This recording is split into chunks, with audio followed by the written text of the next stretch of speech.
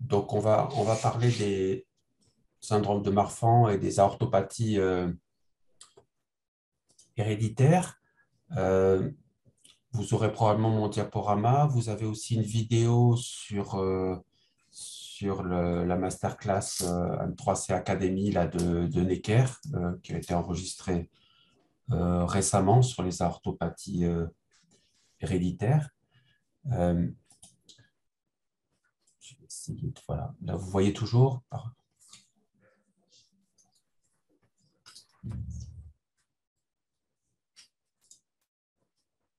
Parfait.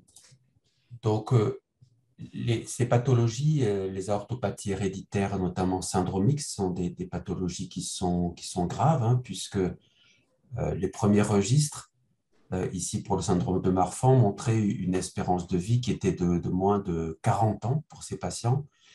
Et les premières séries concernant le syndrome de l'US10, le syndrome de l'US10 a été décrit plus récemment, dans les années 2000-2005, montraient une espérance de vie qui était en moyenne moins de 40 ans, 35-40 ans.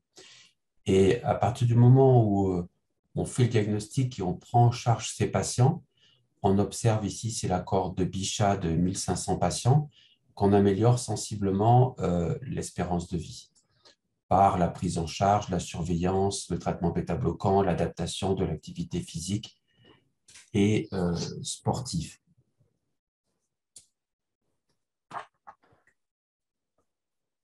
Ça avance déjà. Donc, les progrès qui ont été importants dans cette prise en charge ont été réalisés en grande partie grâce aux études qui ont été menées à partir du syndrome de Marfan, qui est une maladie héréditaire modèle pour les anévrismes de l'aorte ascendante. C'est une maladie modèle parce que c'est une des maladies génétiques mendéliennes les plus fréquentes, parce qu'elle représenterait 5% des cas de dissection aortique, tout âge confondu, mais 50% des cas de dissection aortique avant 40 ans. Et enfin, parce que le suivi des patients et la prévention du risque aortique sont efficaces, puisqu'on vient de le voir, on a gagné au moins 30 ans d'espérance de vie chez ces patients. Alors, vous voyez que dans l'ensemble des orthopathies, ce n'est en fait qu'une minorité. Les formes syndromiques, les formes non syndromiques familiales sont plus fréquentes et les formes sporadiques sont plus fréquentes encore.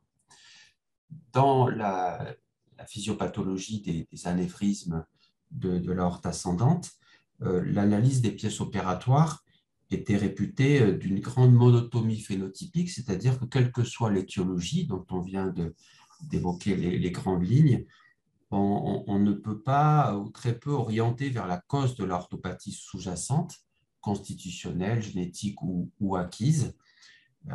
L'aspect est celui d'une nécrose ou une dégénérescence kystique de la média avec une fragmentation des fibres élastiques et des lames élastiques, une accumulation de substances mucoïdes, notamment dans la matrice extracellulaire, et une apoptose, une raréfaction des cellules musculaires lisses et de leur noyau. Il y a quand même des différences subtiles qu'on connaît mieux actuellement, mais qui ne sont pas utilisées en routine. Et en tout cas, aujourd'hui, on ne fait pas de génétique directement sur les tissus aortiques, ce qui pourrait aider, puisqu'aujourd'hui, on perd une partie des diagnostics finalement chez des patients qui ne sont pas référencés alors qu'ils ont fait des dissections de l'aorte. La majorité des patients avec un syndrome de Marfan ont une mutation du gène FBN1 qui code pour la fibrilline 1, qui est une protéine de la matrice extracellulaire et qui est un constituant majeur des microfibrilles qui fournissent un soutien structurel à de nombreux tissus, notamment à l'aorte. Et la démonstration dans les années 2000 d'une augmentation de la voie de signalisation du TGF-bêta a fait considérer le TGF-bêta comme le principal coupable, comme le méchant qu'il fallait contrecarrer.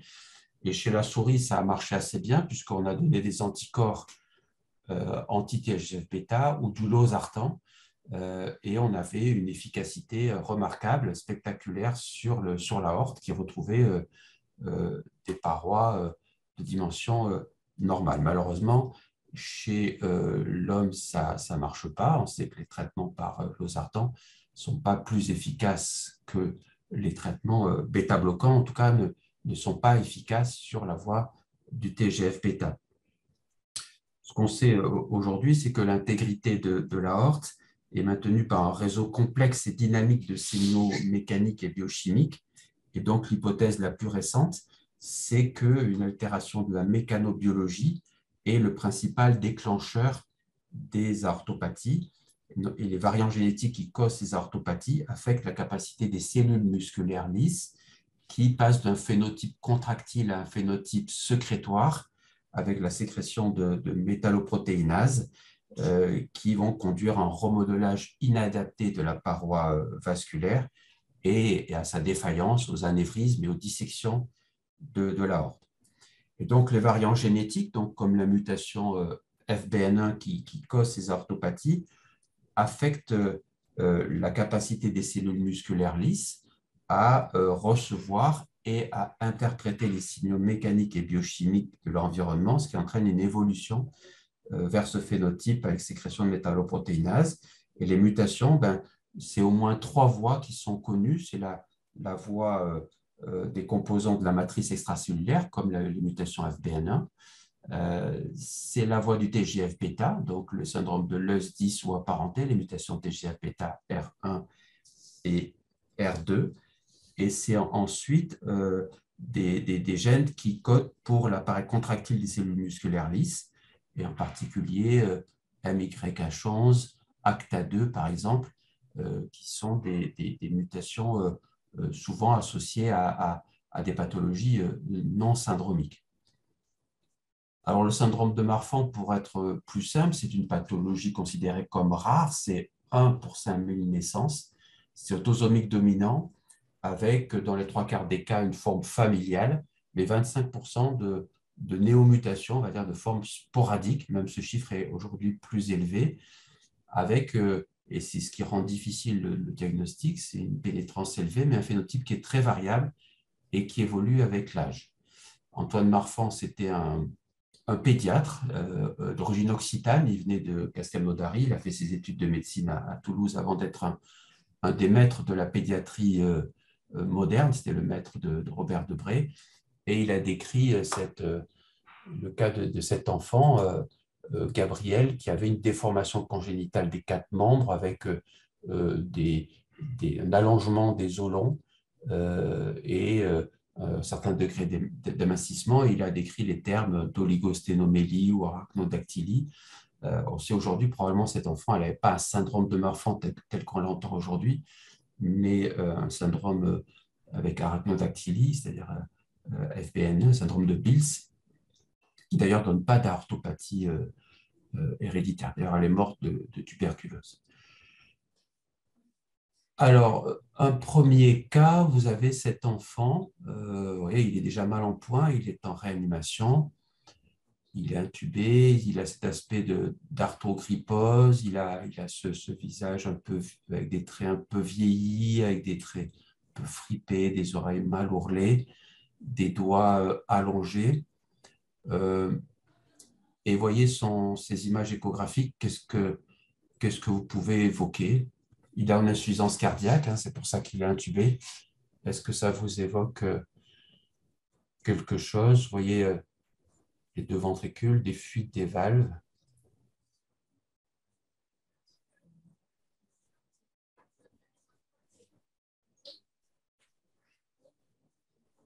Alors, ce qu'il y a, c'est que je ne vois pas forcément sur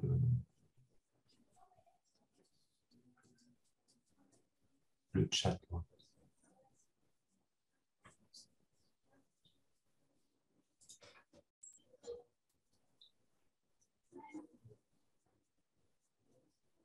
Vous avez des... Qu'est-ce que vous en pensez?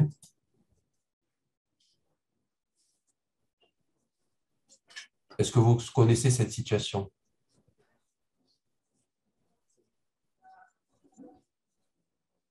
J'entends pas, hein, ceux qui sont dans la salle, j'entends pas, désolé.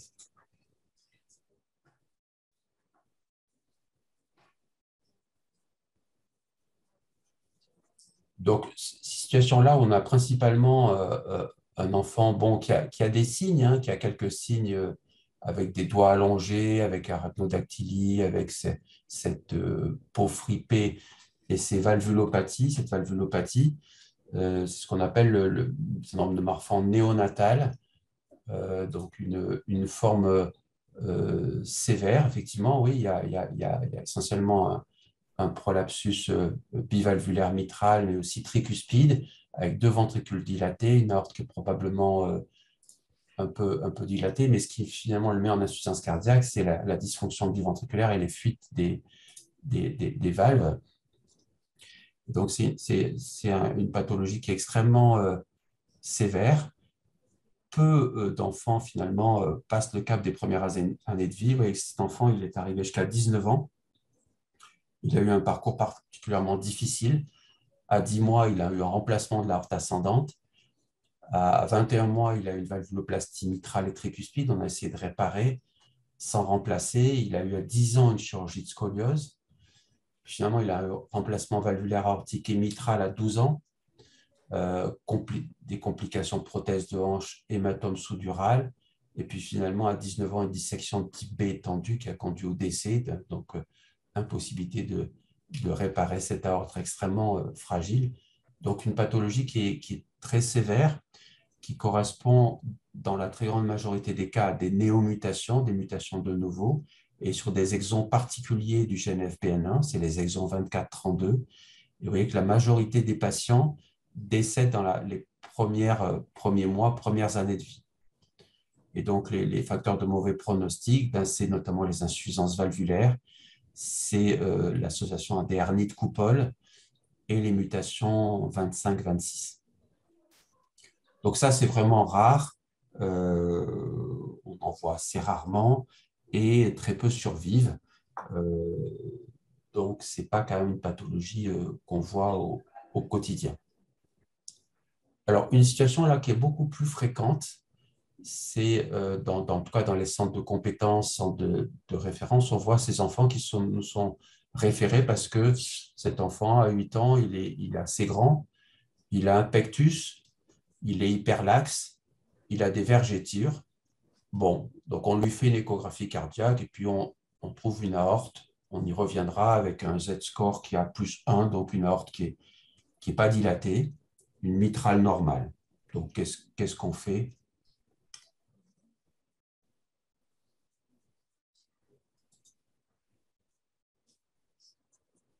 Oui, c'est bien. Alors, la génétique, non. La génétique, on ne la fait pas dans ces cas-là. euh, Parce que quand on l'a fait, on n'a pratiquement jamais on ne retrouve jamais de mutation. Par contre, on voit les parents, on fait une échographie chez les parents, on fait un examen ophtalmologique, oui,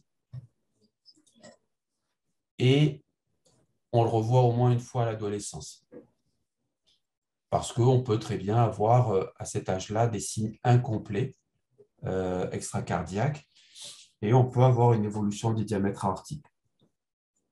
Donc, pas de génétique d'emblée, échographie chez les parents, recherche d'un anévrisme aortique, et contrôle d'échographie cardiaque à l'adolescence. Et puis là, on voit, il a une aorte qui n'est pas dilatée, il n'y a aucune urgence d'aller faire de la génétique et bien sûr d'aller mettre des traitements spécifiques. Oui, bien sûr, on a fait l'interrogatoire, on a recherché des antécédents. Là, on nous dit qu'il n'y a pas d'antécédents, mais effectivement, on va rechercher systématiquement est-ce qu'il y a des antécédents de dissection aortique, de mort subite, est-ce qu'il y a des gens qui ont été opérés de l'aorte, etc. Mais ça, c'est des situations très fréquentes. C'est l'orthopédiste qui nous adresse des enfants avec des scolioses, avec des pectus, avec des grandes tailles, avec une hyperlaxité. C'est très fréquent et surtout, ce n'est pas très spécifique.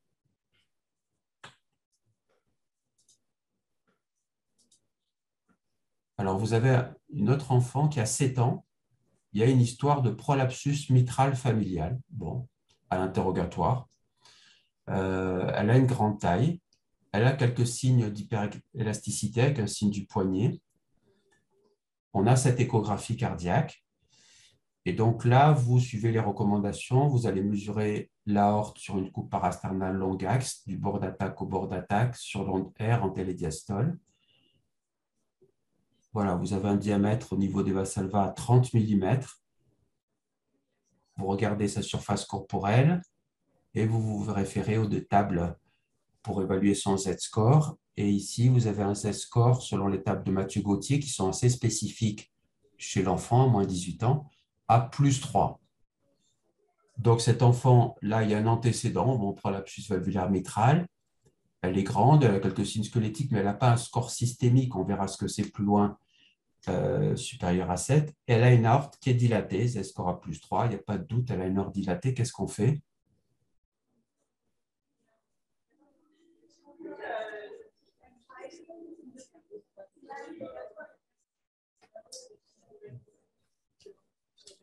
Venez parler devant le micro si vous voulez vous exprimer, parce que je n'entends pas grand-chose en fait, de ce que vous dites. Bêta-bloquant d'emblée. Bon, il ne faut pas aller non plus trop vite, hein. On a quelques semaines, quelques mois à mettre des bêta-bloquants. Probablement, effectivement, une aorte dilatée à cet âge-là, il faudra mettre des bêta-bloquants peut-être, oui. Mais ce n'est pas ça, il ne faut pas aller, peut-être pas aller aussi vite.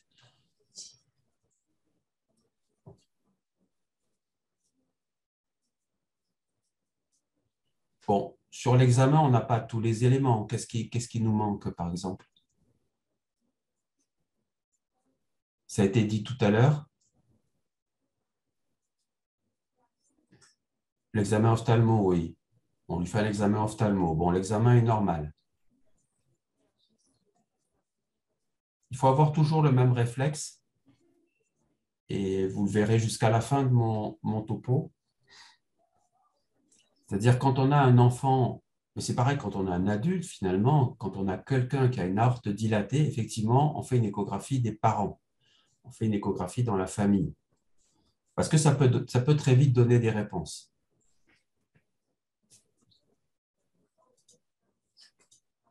Et donc, on a fait l'échographie à la maman parce qu'il y a une histoire dans sa famille de prolapsus mitral. Et vous voyez, son échographie, effectivement, il y a un prolapsus mitral. Bon, ce qui est embêtant, c'est quand même elle mesure 1,80 m, elle a une scoliose, mais surtout, elle est à 24 semaines de grossesse. Et quand on mesure son aorte, elle est à 46 mm. Donc, qu'est-ce que vous en pensez?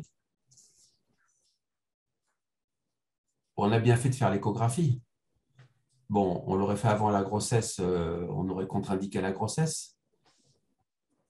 Au-dessus de 45 mm, ce n'est pas raisonnable, c'est contre-indiqué de mener une grossesse.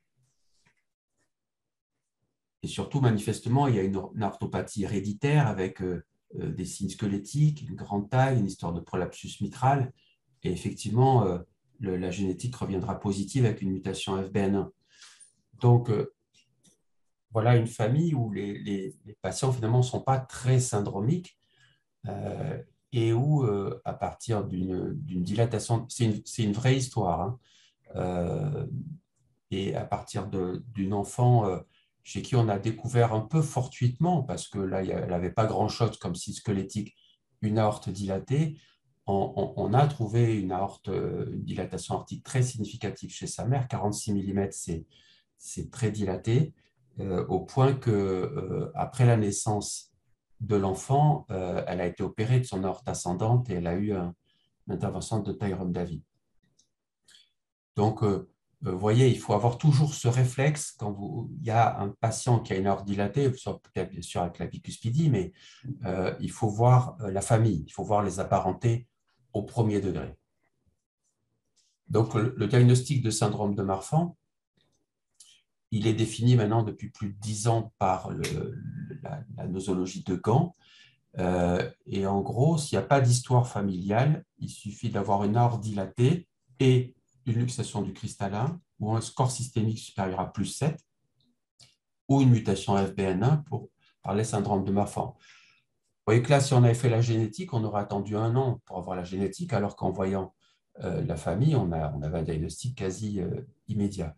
Alors, le score systémique, c'est l'addition de points par rapport à ces signes, notamment squelettiques et non squelettiques, hein. Il y a des critères faciaux. Il y a signe du poignet et du pouce, le pectus, pneumothorax, protrusion acétabulaire, la scoliose, mais aussi le prolapsus mitral ou la myopie sévère qui valent 1 point. Et quand on a un score supérieur à plus 7, on a une atteinte systémique. Quand il y a une histoire familiale, il suffit d'avoir un seul critère, une aorte dilatée ou une luxation du cristallin ou un score systémique supérieur à plus 7 pour parler de syndrome de Marfan. Alors, d'oligosténomélie, c'est la croissance excessive des os longs, hein, l'envergure sur la taille est supérieure à 1,05.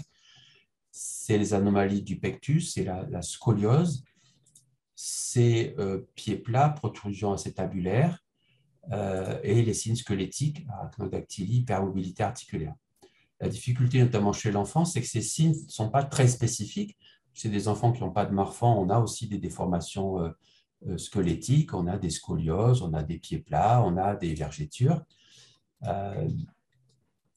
Et ces signes évoluent avec l'âge, c'est-à-dire que la scoliose, le pectus, l'hyperlaxité sont plus apparents à l'adolescence que chez l'enfant petit, d'où les difficultés et l'errance diagnostique chez l'enfant plus jeune.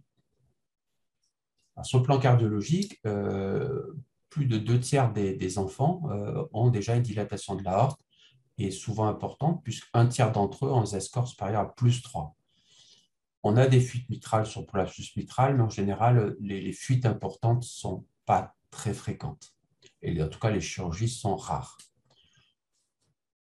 On a quand même des événements aortiques. Dans la bicuspidie aortique, par exemple, on n'a pratiquement pas d'événements aortiques, mais dans le Marfan, on a des événements aortiques chez l'enfant, un peu moins de 10%, dans une étude qu'on avait faite chez les patients référencés en France. 2% en moins de 15 ans, c'est principalement des chirurgies aortiques prophylactiques, rarement des dissections aortiques avant l'âge de 15 ans. Et ce qu'on a observé, avec un travail fait avec Sébastien Asquette qui vous a fait cours juste avant, c'est que les patients qui avaient un Z-score dans l'enfance inférieur à plus 3, ben, on pouvait être assez rassurant par rapport à la famille, puisque finalement, le risque d'événement à l'âge adulte est relativement peu fréquent, en tout cas chez un adulte jeune, alors que ceux qui ont un Z-score supérieur à plus 3 ont nettement plus d'événements, y compris jeunes. Alors, vous avez une autre enfant, Julie, qui elle n'est pas spécialement grande, elle a un Z-score même à moins 1, elle a un score systémique à plus 3, elle a une bicuspidie aortique, vous voyez un peu son visage, vous voyez sa luette, elle a un Z-score de l'aorte qui est à plus 3, et on vous demande d'évoquer un diagnostic ou des diagnostics.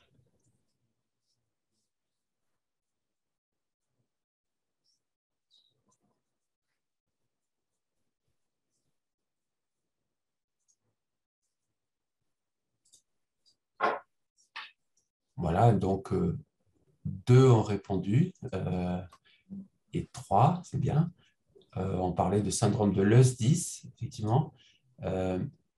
Donc, le syndrome de Leus-10, on va y revenir. A été on parlait avant les années 2000 de syndrome de Marfan de type 2, parce que 20% d'entre eux ont un score systémique supérieur à plus 3. Mais contrairement au syndrome de Marfan, on n'a par exemple on n'a pas de luxation du cristallin. Ce qui est le plus fréquent, le plus spécifique, c'est l'hypertélorisme, les yeux écartés, comme ça. C'est la luette bifide. C'est des patients qui peuvent donc avoir des signes squelettiques, qui peuvent avoir des formes, dans les formes sévères les plus syndromiques, une craniosténose, et qui ont des anévrismes aortiques et des tortuosités aortiques. Ils ont aussi, un peu comme les syndromes des lardins dans l'os vasculaire, des peaux un peu translucides qui marquent facilement, avec des cicatrices dystrophiques. Ils sont assez facilement allergiques. Et c'était considéré, enfin c'est toujours considéré comme des formes avec une atteinte aortique plus agressive, plus sévère. Dans le syndrome de Leus-10, il y a la mutation SMAD3, ou syndrome de Leus-10 de type 3, qui associe aussi un hypertélorisme, une luette bifide ou une forme palatine, mais qui rajoute aussi des signes d'arthrose, d'ostéoarthrite précoce qui les handicapent, et donc là aussi des anévrismes aortiques, mais pas seulement de l'aorte thoraco-abdominale, ça peut être aussi les artères à destinée cérébrale, Et donc, chez les patients chez qui il faut faire des imageries aortiques finalement des fémorales jusqu'aux artères cérébrales. Et donc, une des particularités, c'est les anévrismes périphériques et les tortuosités dans la mutation SMAD3 comme dans le syndrome de l'ES10 classique. Alors aujourd'hui, quand on a ces patients avec ces aortopathies, avec ces aortes dilatées, on sait qu'on a des puces qui vont tester une cinquantaine de gènes. Et donc, il faut pouvoir orienter le généticien. Par exemple, un marfan de type squelettique avec une luxation du cristallin, c'est toujours une mutation FBN1.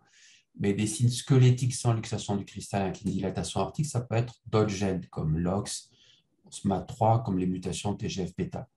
Craniosténose, fente palatine, muette bifide, c'est le syndrome de l'ES10, mais peau fine, translucide, échymose facile, etc.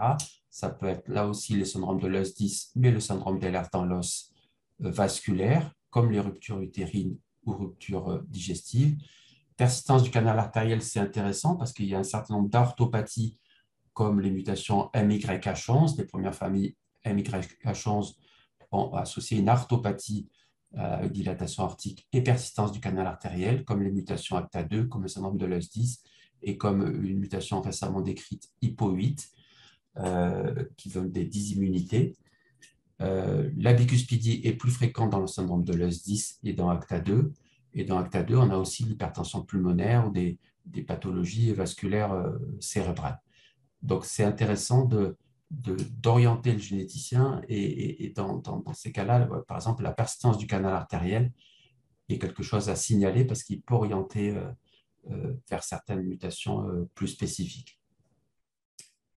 Donc, si on compare un petit peu ces différentes orthopathies, en tout cas les plus fréquentes, donc retenez surtout que la mutation FBN1, syndrome de Marfan, il y a une luxation du cristallin, contrairement aux autres. Dans les syndromes de l'ES10, on a des fentes palatines ou des luettes bifides, et l'hypertellorisme ou une craniosténose. La grande taille, c'est surtout le syndrome de Marfan. Les anévrismes artériels périphériques, c'est plutôt le syndrome de l'ES10, tortuosité artérielle aussi. Et la bicuspidie aortique, elle n'est pas plus fréquente dans le Marfan, mais elle serait plus fréquente dans les syndromes de l'ES10.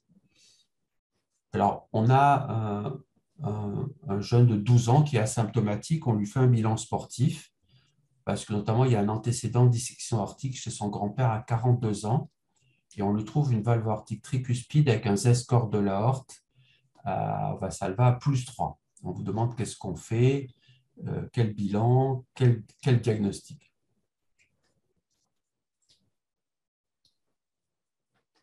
Il est asymptomatique, c'est-à-dire qu'en fait, il n'a aucun signe périphérique, il n'a pas de signe squelettique, on va dire qu'il n'a pas d'atteinte ophtalmologique.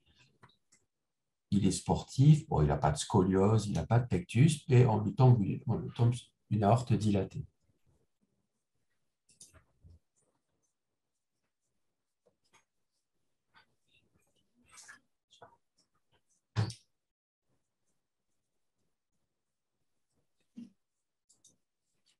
Alors, le scanner, pourquoi pas, mais ça ne nous fera pas un diagnostic. Bon, on va imaginer que le scanner confirme qu'il y a une aorte avec un Z-score à +3.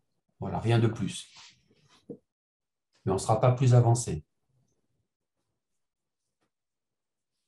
Il faut garder les mêmes réflexes. Il faut faire une échographie des parents, tout à fait. Il faut faire une échographie des apparentés. En plus, là, il y a consultation ophtalmologique, on l'a fait, donc c'est normal. On fait une évaluation familiale, donc les apparentés au premier degré, oui. D'autres choses?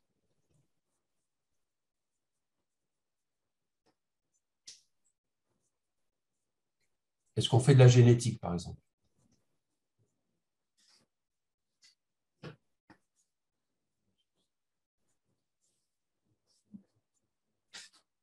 Oui. Ben, aujourd'hui, oui, on ferait de la génétique, hein. Donc aujourd'hui, ça c'est quand même une notion enfin, qui est mieux connue maintenant, mais de façon assez récente. Cet éditorial-là, dans le JTCS, c'était comment sauver des vies. Et qui disait que chez tout patient jeune, alors vous voyez que jeune, c'est moins de 60 ans, ou plus de 60 ans sans hypertension ou athérosclérose, avec notion d'anévrisme aortique ou dissection aortique, il faut faire une évaluation clinique et une imagerie aortique chez tous les apparentés au premier degré. Pourquoi? Parce qu'on a l'expérience de cohortes récentes, de registres récents de Taïwan et danois notamment, qui montrent que les apparentés au premier degré de patients qui ont fait des dissections aortiques, ils ont un risque relatif de dissection aortique qui est de 10, donc qui est quand même très élevé. Et donc, on va rechercher chez les apparentés au premier degré des formes familiales d'anévrisme aortique et on va proposer un conseil, éventuellement un test génétique, notamment si on tombe sur une forme familiale avec la recherche de formes syndromiques ou non syndromiques. Et non syndromiques, pourquoi? Parce que chez des patients jeunes, donc dans cette étude qui était un PHRC de patients de moins de 45 ans, ou de forme familiale, donc de patients non syndromiques. Hein. Ils n'avaient aucun signe de Marfan, aucun signe de l'AS10. On tombait quand même dans près de 30% des cas sur des variantes pathogènes ou potentiellement pathogènes d'orthopathie. Et quand on regardait quelle était la distribution de ces mutations, on tombait sur des mutations SMAD3 ou FBN1. Donc, des formes finalement qui donnent des formes syndromiques. Donc, il y a une continuité entre des formes syndromiques et non syndromiques d'orthopathie qui implique, notamment pour le dépistage familial, de faire de la génétique chez ces patients. Et même on va plus loin puisque on discute de faire l'étude du génome entier chez des patients comme ça, à la recherche de ces variants. Donc ça, c'est un point important parce que les formes non syndromiques sont plus fréquentes que les formes syndromiques.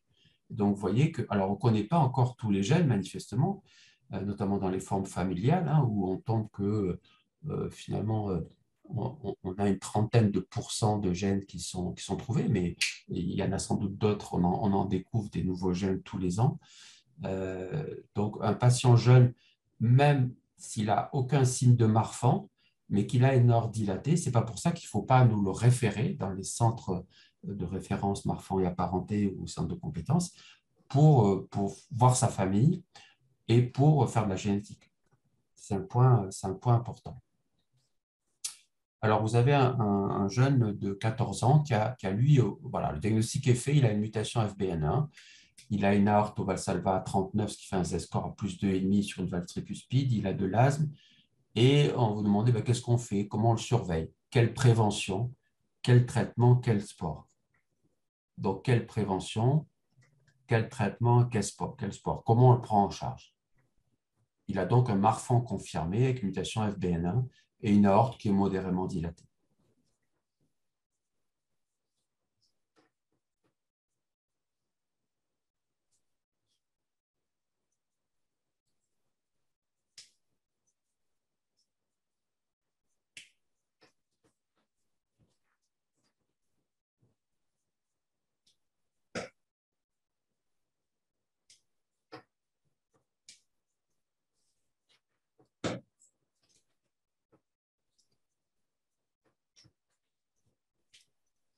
Bon, vous n'avez pas d'idée, donc ça met le temps à arriver. Voilà.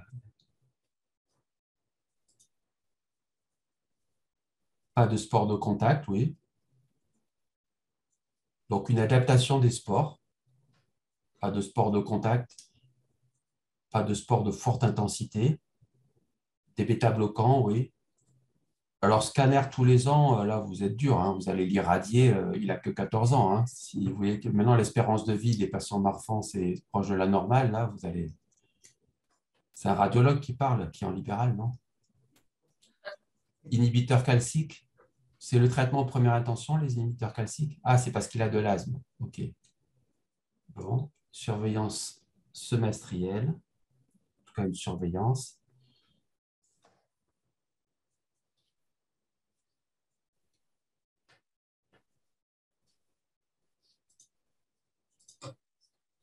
OK, alors, le premier point, toujours penser au dépistage familial. Bon, dépistage familial, de voir les apparentés au premier degré, on a pas mal insisté là-dessus. Donc, il faut faire des Z-scores, hein. Il faut faire des Z-scores chez la fratrie, chez les parents, dans la famille.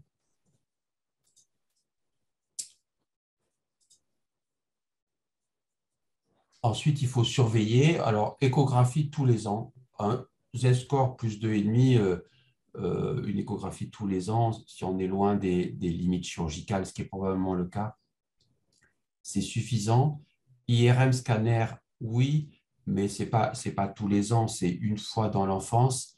Et puis, tous les 3 à 5 ans à l'âge adulte, ça peut être tout à fait suffisant. On fait maintenant des IRM fonctionnels, mais plus pour rechercher des facteurs prédictifs finalement du risque d'événement.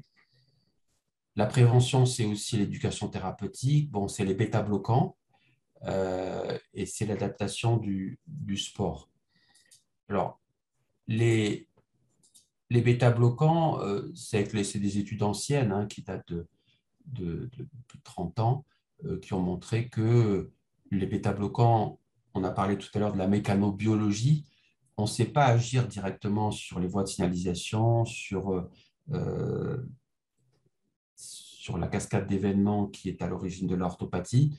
On sait agir finalement sur le stress mécanique sur la paroi aortique, et donc les bêta-bloquants, ils agissent pour limiter la fréquence cardiaque et les pousser, et régulariser la tension artérielle pour limiter les à-coups sur une aorte fragilisée. Et donc finalement, ils diminuent, ils diminuent la vitesse de dilatation aortique par 2 dans cette étude clinique, et ils diminuent les événements aortiques.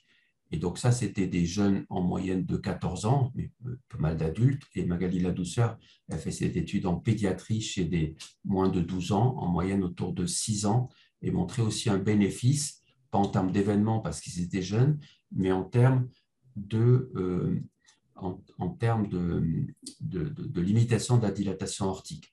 Et aujourd'hui, donc, on commence par des bêta-bloquants sélectifs après l'âge de 4-5 ans, notamment du bisoprolol à 1,25 mg par jour, et on donne la dose maximale tolérée. Alors, effectivement, on vous a dit qu'il y a de l'asthme. Les contre-indications, c'est l'asthme sévère, hein. C'est l'asthme qui conduit à des hospitalisations où on peut mettre éventuellement d'autres thérapeutiques de type inhibiteur calcique ou Zartan. Ce n'est pas l'asthme classique. En particulier, on sait que les jeunes avec syndrome de Loeys-Dietz sont souvent allergiques et ont souvent de l'asthme, et pourtant ils sont dans la majorité des cas sous traitement bêta-bloquant. Alors, c'est vrai que les Zartans, il y a la tentation, on a eu la tentation parce que chez la souris, ça marchait très bien. Donc, on mettait du losartan à forte dose, hein, et ça normalisait la paroi aortique et les dimensions de l'aorte. Mais chez l'homme, ça ne marche pas. A priori, ça ne marche pas parce qu'il y a eu des études un peu plus troublantes, plus récentes.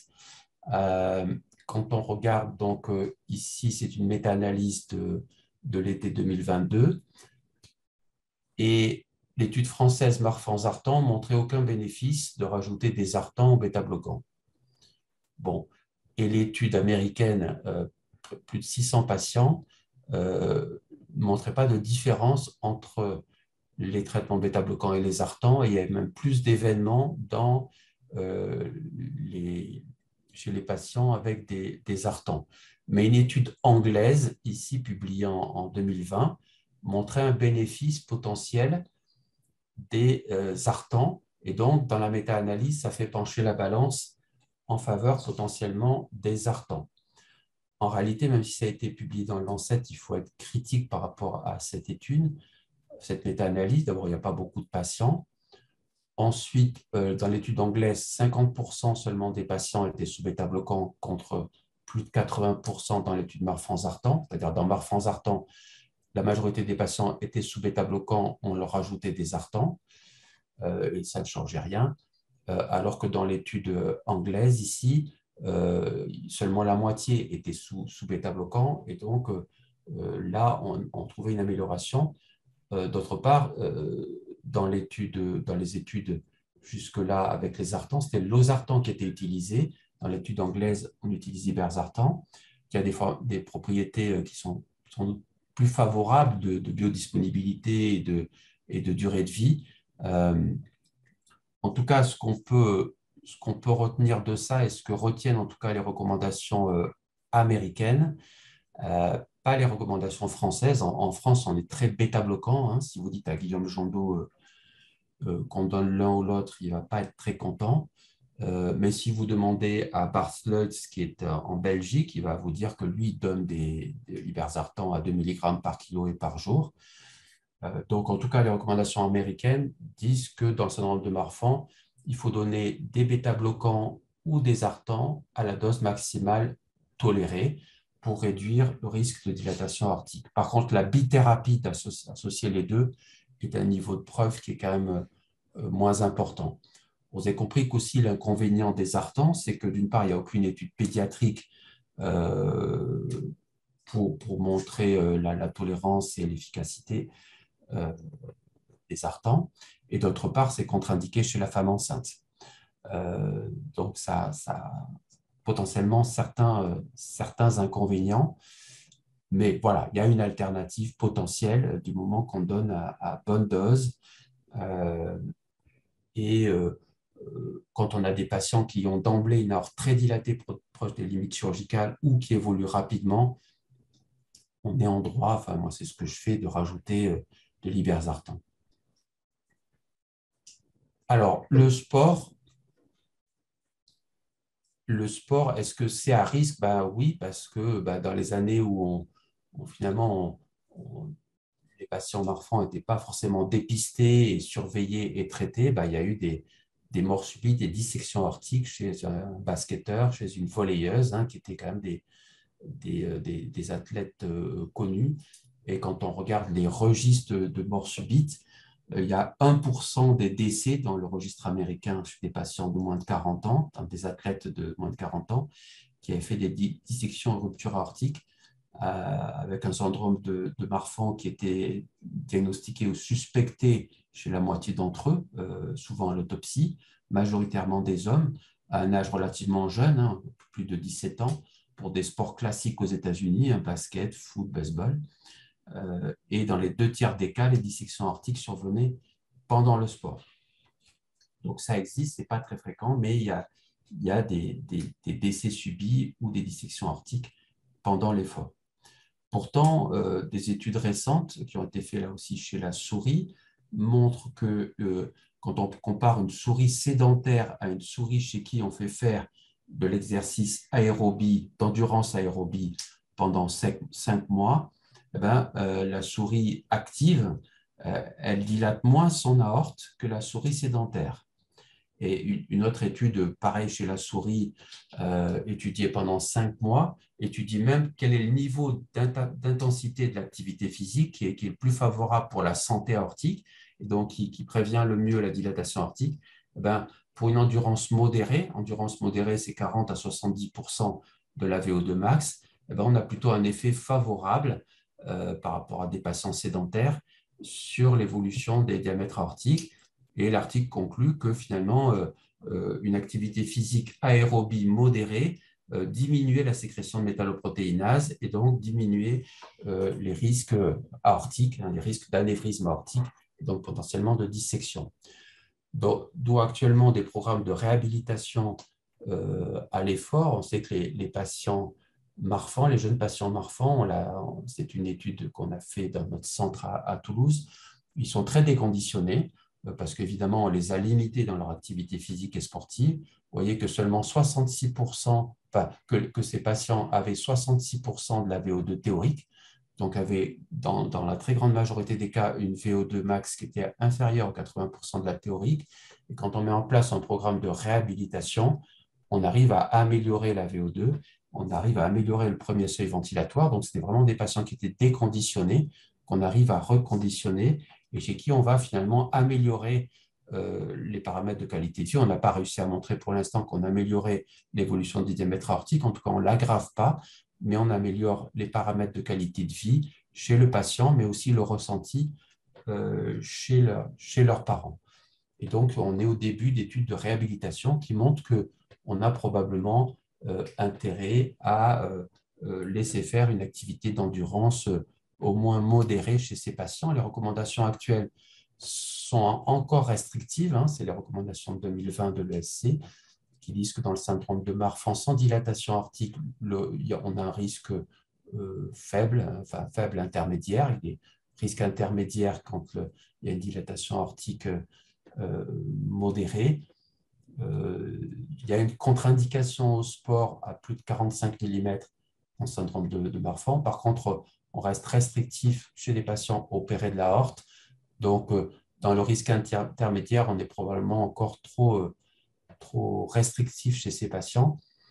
Et probablement, effectivement, il faut éviter les sports de contact, les sports à forte composante isométrique et les sports à haute intensité.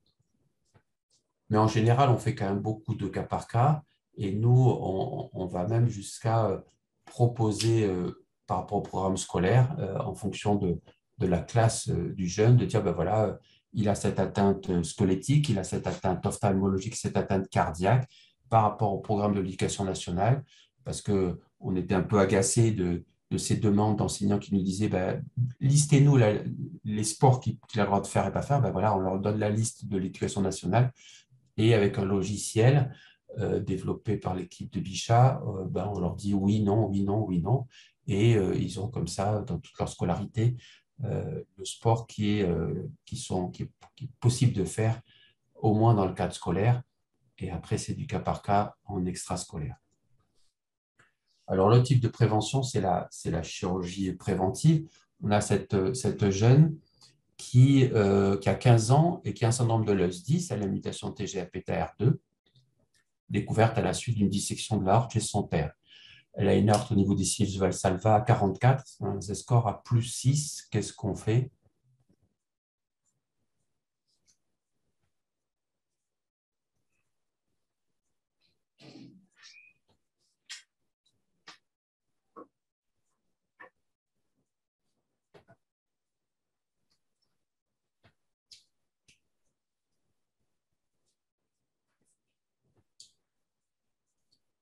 Qu'est-ce que vous lui proposez? Elle a été surveillée régulièrement, et puis là, on arrive avec ce diamètre-là. Est-ce qu'on la revoit dans 6 mois, dans 1 an? Chirurgie. Pardon? On fait la chirurgie.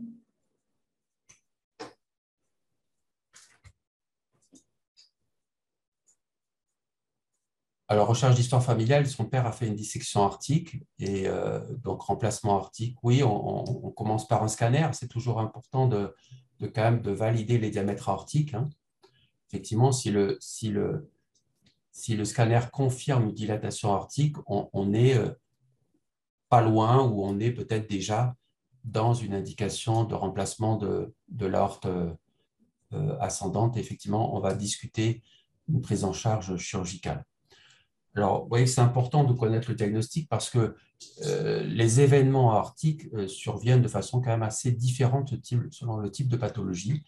Quand on regarde le syndrome de Marfan, on a des patients relativement jeunes qui ont des événements aortiques, mais qui sont souvent des chirurgies préventives. Ici, en bleu, c'est des chirurgies prophylactiques de l'aorte et un peu plus tard, des dissections aortiques, voire une mortalité cardiovasculaire.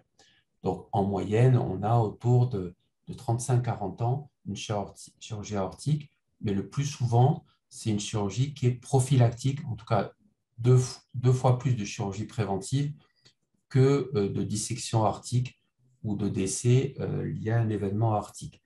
Dans le syndrome de Loeys-Dietz, on a des événements qui sont encore plus précoces, puis vous voyez, on a des événements aortiques avant l'âge de 20 ans. Et là aussi, on a 2 fois plus de chirurgie préventive que de chirurgie finalement subie parce qu'on a une dissection aortique. Alors que vous voyez par rapport à la bicuspidie aortique où les événements sont beaucoup plus tardifs et surtout on a beaucoup plus de chirurgie préventive, 7 fois plus de chirurgie préventive que d'événements aortiques aigus de type dissection aortique ou décès.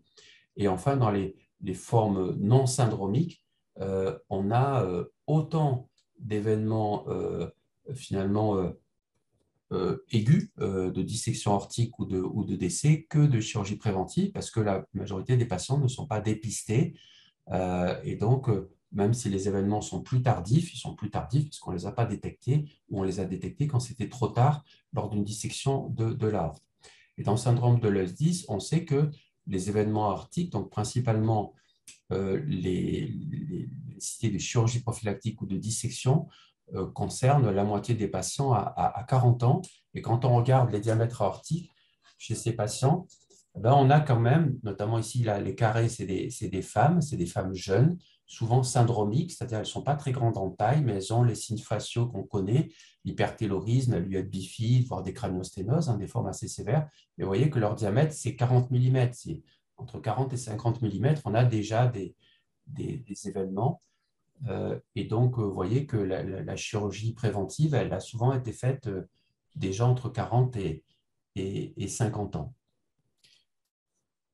Dans le syndrome de Marfan avec mutation FBN1, par contre, le risque d'événement aortique, il est assez faible avant 50 mm, puisqu'on a 0,4% d'événements annuels à moins de 50 mm et nettement plus élevé au-dessus de 50 mm, ce qui explique aujourd'hui la limite le cutoff de 50 mm pour une chirurgie préventive de l'aorte. Vous voyez que le pourcentage de dissection de type A et B est à peu près comparable et assez lié au diamètre de l'aorte ascendant.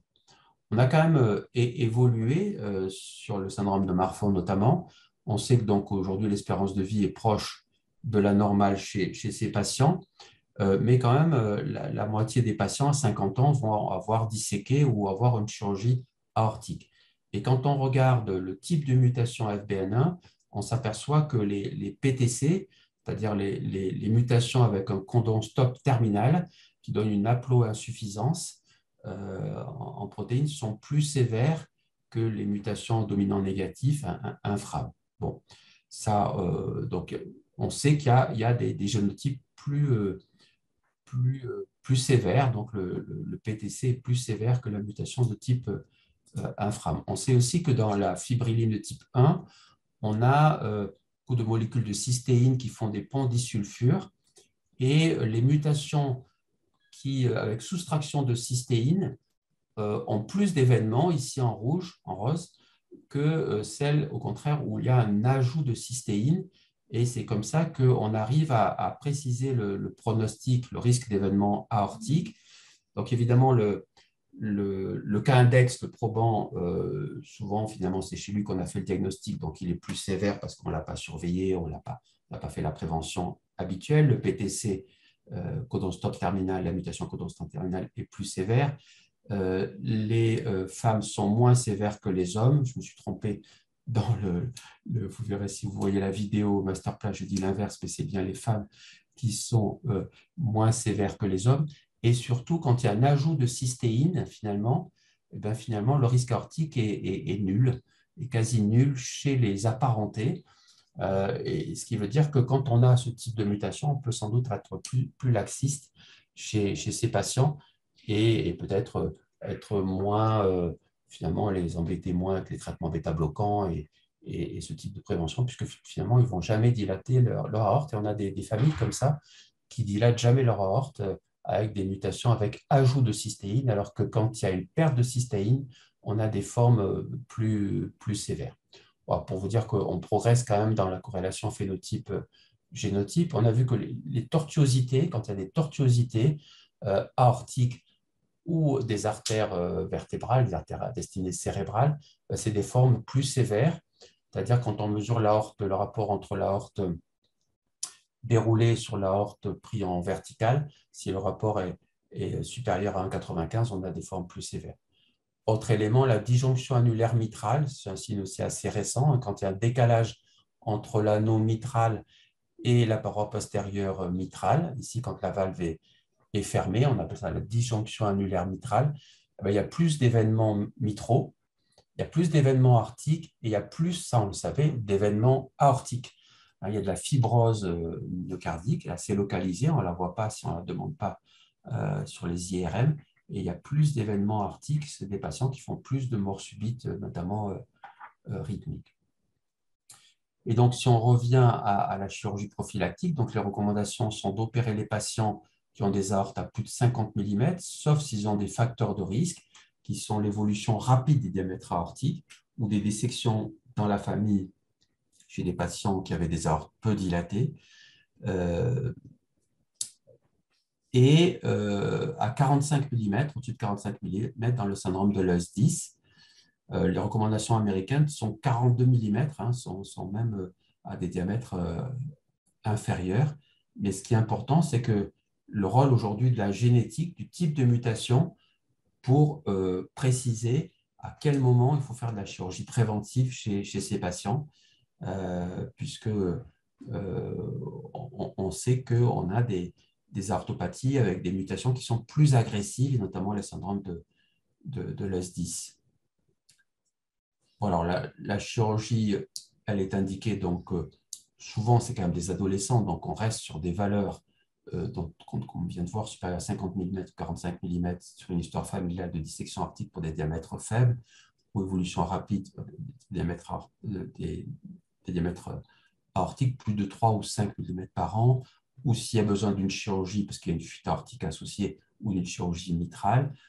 On privilégie les chirurgies qui préservent la valve aortique, de type Tyrone-David ou intervention Diacoub, plutôt que Pintal, où il faut remplacer la valve mécanique.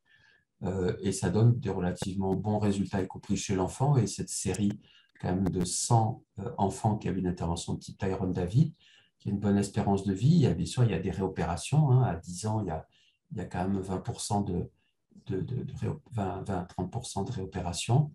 Alors que c'était des patients Marfan, syndrome de Loeys 10, qui avaient des aortes quand même qui étaient très dilatées, hein, puisque les Z-scores étaient jusqu'à plus 7, ou au-dessus de plus 7. Alors, en conclusion, on va dire qu'il faut référer les patients qui font des dissections aortiques, même des patients qui paraissent assez âgés quand ils ne sont pas hypertendus, même s'ils ne sont pas syndromiques, qui ont fait des dissections ou qui ont des anévrismes de l'aorte, et des enfants qui ont des aortes dilatées, même isolées. Bien sûr, les patients qui ont des signes squelettiques ou des signes évocateurs de Loeys 10 ou une ectopie du cristallin, et des histoires familiales positives de dissection aortique ou de chirurgie de l'aorte ascendante. Il faut vraiment pouvoir rassurer ces patients et au moins les voir une fois, parce qu'on sait que chez les apparentés au premier degré, même s'ils n'ont pas les signes de syndrome de Marfan, à partir du moment où il y a une orthopathie, il faut l'évaluer. Et donc ça, c'est les recommandations de la filière Vassern européenne, ça c'est la recommandation américaine. Et c'est un peu pareil, hein, on dit donc les patients qui ont des signes de Marfan, Loeys 10, ou les patients qui ont une histoire familiale d'anévrisme aortique, ou les patients qui ont un anévrisme de l'ordre de moins de 60 ans. Même les formes sporadiques, hein, il faut vérifier chez les apparentés à risque et faire facilement de la génétique chez ces patients. Quand le résultat est positif, il faut continuer l'enquête familiale. Et même s'il est négatif, il faut quand même aller voir, parce qu'on ne connaît pas encore tous les gènes, et c'est encore compliqué de faire le génome à tout le monde. Donc, il faut aussi aller explorer euh, s'apparenter au moins au premier degré. Donc, vous avez compris, bon, dans ce syndrome Marfan, on essaie d'avoir un dépistage familial, notamment précoce. Ça permet de surveiller l'aorte dès l'âge de 4-5 ans et mettre des traitements bêta-bloquants dès cet âge-là. Ça ne sert à rien d'essayer plus tôt parce qu'on bidouille avec les bêta-bloquants. Le cardanciel à 4-5 ans, ça va.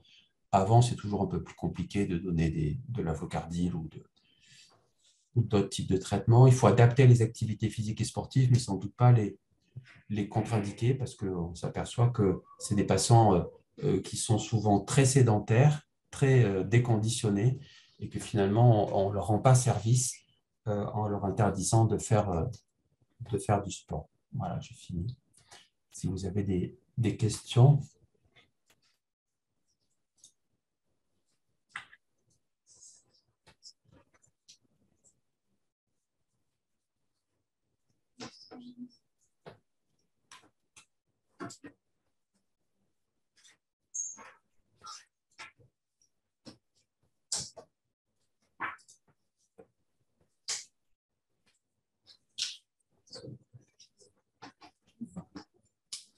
Voilà, message, hein, encore une fois, c'est dépister, faites des Z-scores dans les familles quand il y a une orthopathie.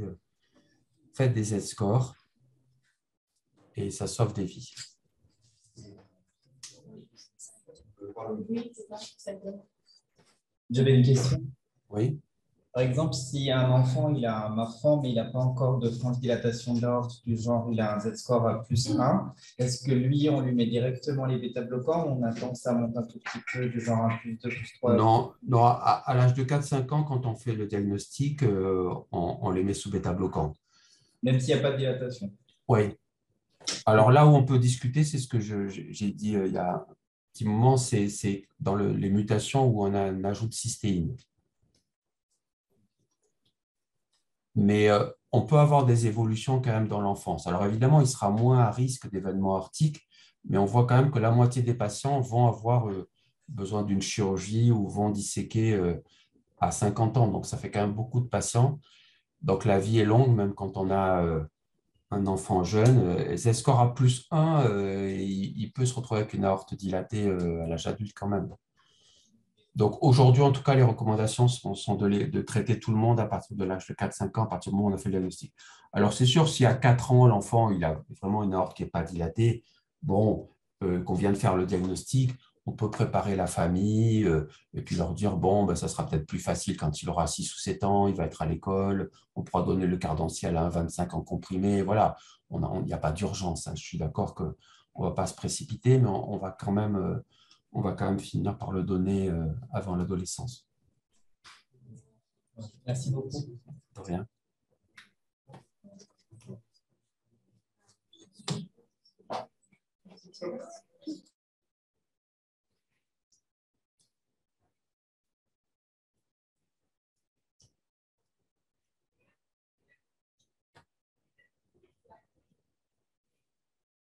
Voilà, donc vous avez l'enregistrement qui dure une demi-heure donc sur M3C Academy, là, sur le site de Carpe Diem de Necker, sur YouTube, et donc qui est plus rapide que ce que j'ai dit là, mais qui reprend quand même l'essentiel des messages. Et je vous souhaite bon courage pour cette semaine. Au revoir.